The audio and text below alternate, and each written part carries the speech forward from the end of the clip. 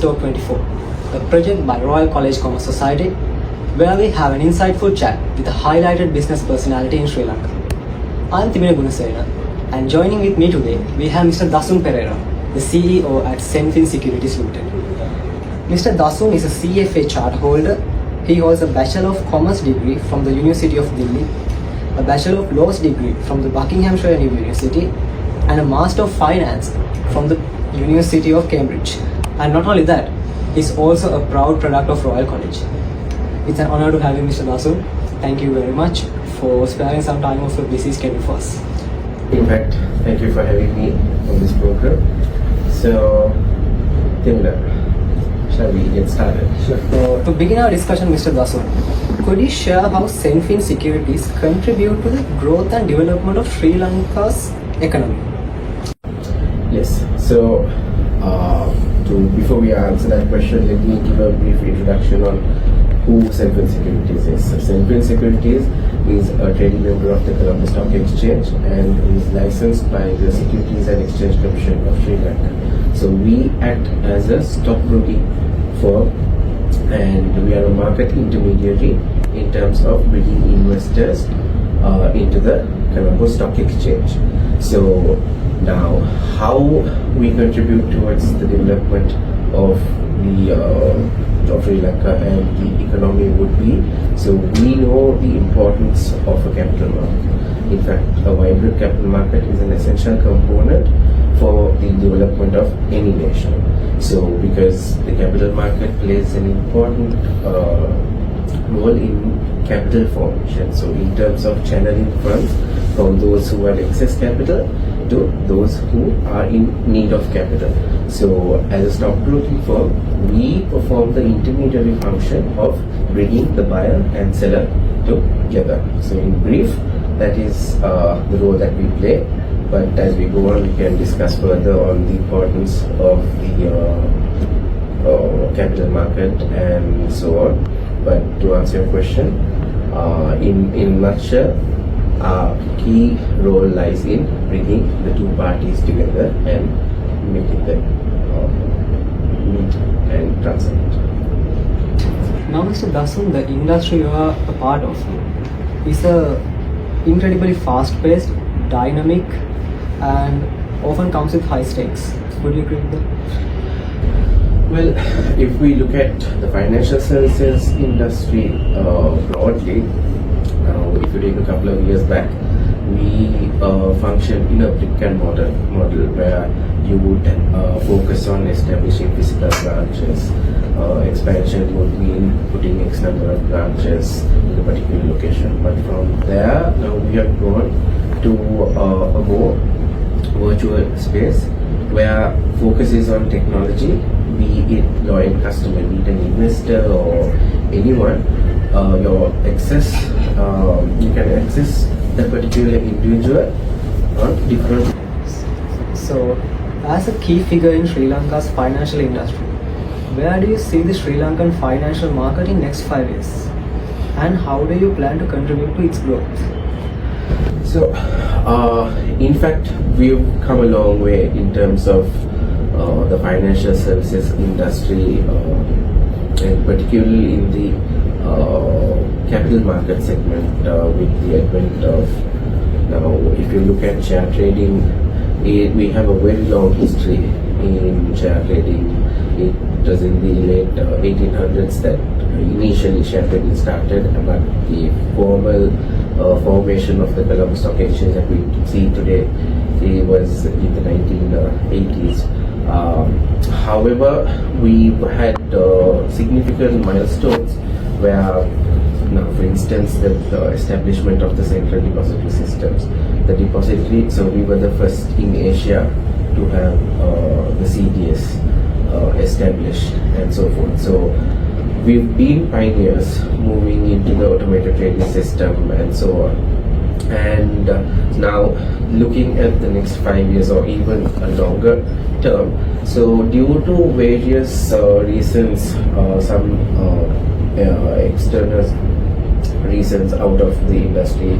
We had a war going on for almost 3 decades. Then we have had various other crises from time to time. So that has somewhat caused the industry to lag a little compared to the other years. So therefore, we need to catch up, and in fact, we will have to leapfrog into the future.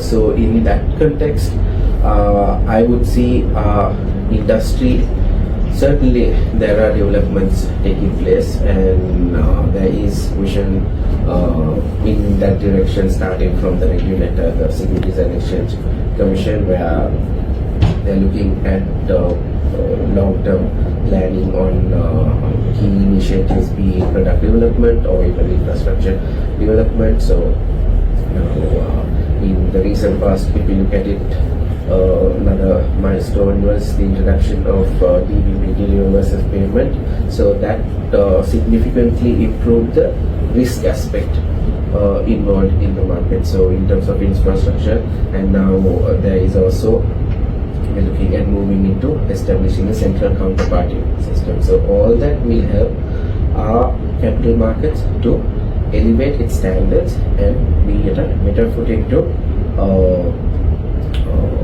compete with our regional peers, to the other global peers. And coming into more granular level at what Senfin looks at doing in contributing to it. So as you know, we are an affiliate of the Senfin Finance Group. Now, our vision from our parent Senfin Finance is to essentially be a one-stop shop for all our clients for whatever their financial requirements. So we would be offering a wide array of products, starting from something simple as if you want to open a savings account. Yes, we will be able to cater that for you, and from there to even on the lending side, even if you want to get a loan or a leasing, as well as on the investment side, if you want to invest in listed debt or equity, we have the stockbroking firm, as well as then we have our other sister company, Senfin Asset Management, which focuses on asset management. So one component is through mutual funds or the unit trust, as well as there is private portfolio management as well that is offered. So likewise, so we have an array of product offering under one roof. So once you walk into Senfin or broadly the Senfin Finance Group, we will be able to cater to various requirements in your in terms of your finance requirements. So that is our goal, and that is what we want to cater to our clients, and how we will contribute in terms of developing the industry in the coming years. Now finally, Mr. Dasun, what advice would you give to future business leaders and entrepreneurs like ourselves? So in that, my main advice would be whichever field that you look at, it doesn't have to be essentially finance, because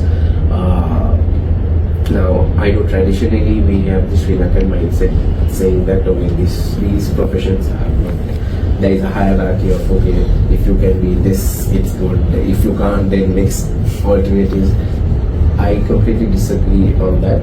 Whereas your focus should be, especially your generation, should be focused on where your interest lies, right? So sometimes for you to know whether you're interested in something, you need to, sometimes you might not even know something exists. So therefore, you also need to focus on knowledge and reading, and in today's world, it's not only reading, there's various forms of getting information. So look at what is out there, find out what your interest is, and then pursue towards what do you need to do. And then the other thing is, one key thing that you also brought up was entrepreneurship. As a nation, we need more entrepreneurs. We need that entrepreneurial spirit. So my advice to the younger generation is find where your interest lies and try towards that direction and try to be an entrepreneur in that area. Well, with that, we have come to the conclusion of today's discussion. Thank you very much, Mr. Dasun, for appearing with us today. Thank you for sharing your knowledge and time with us. I believe your insights will be invaluable in shaping our futures. Thanks again. Thank you for having me, and it was a pleasure. We wish you all a lucky in the future. Thank you.